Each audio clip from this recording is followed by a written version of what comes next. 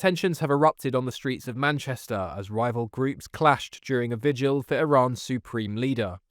What began as a candlelit gathering quickly descended into heated confrontations, with pro-Tehran supporters facing off against anti-regime protesters.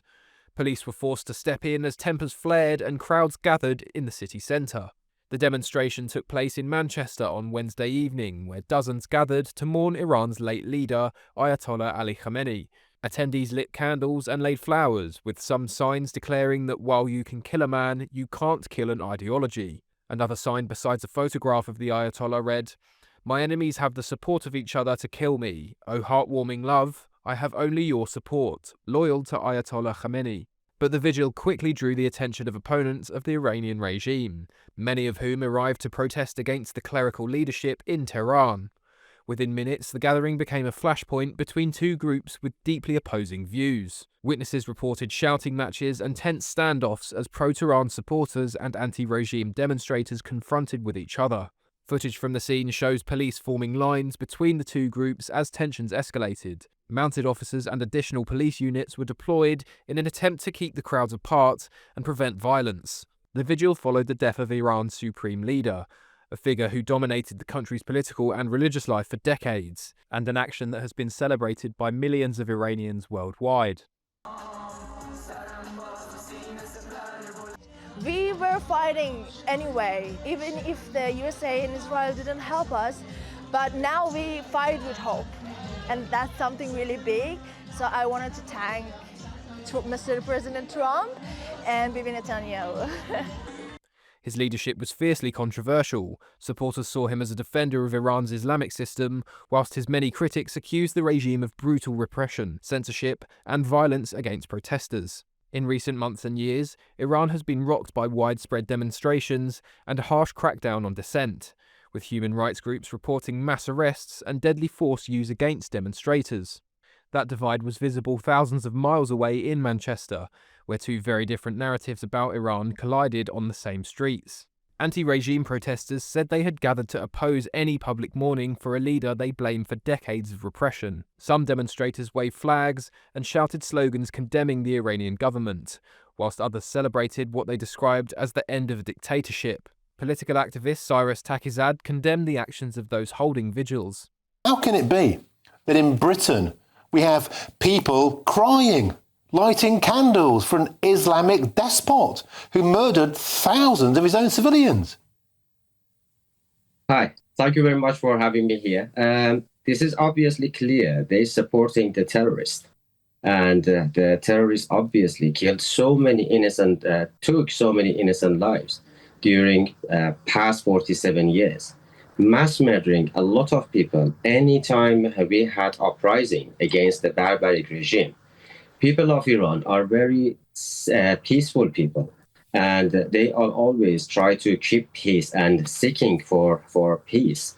But unfortunately, anytime they peacefully come out and try to send out their voice, they got killed and they got kidnapped and also injured by war bullets. Anytime when they capture people and imprison them, they start execute them in silence. And that's why we always try to get out and try to be their voice, because they cut down all the communication to the outside world. And unfortunately, unlike your media and other righteous media to try to be our voice, unlike you guys, the other medias, I don't want to tell their names, but they silence us as well, and they support Islamic Republic regime in Iran. And we are so grateful for people like you try to be our voice and try to broadcast people of Iran who are hostages by Islamic Republic regime, being killed and being tortured them. Okay, Cyrus, I just want to ask another question. Thank you for your kind words. As well as waving Israeli flags last night, US flags, Union flags, you also waved, of course, the pre-1979 Iranian flag, of course, with the lion on it. But I want to get to a serious point here, and that is a lot of people are concerned that the same festering poison that drives the regime in Tehran, in Iran itself, is taking a grip on our shores here. Do you think British citizens should be concerned about some of the messages being spread in mosques by imams and by people who seem to think the dead Ayatollah is some kind of fallen idol, a hero? It is really good point. The issue is we try to say that words loudly a lot of time, which we experience all these barbaric things from first hand, and you can see all the footage and all evidence what we've been dealing with.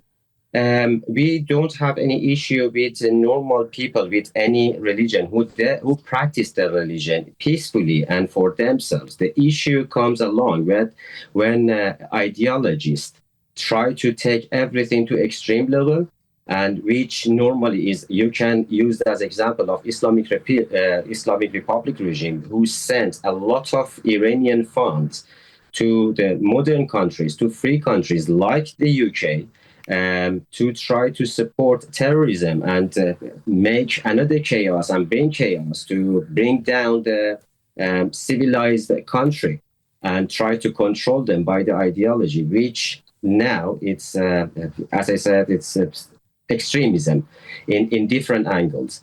It doesn't matter if far left, far right, or Islamist, or all sorts of the religious, when take it to the next level, which is extremism, which take the balance away from the people.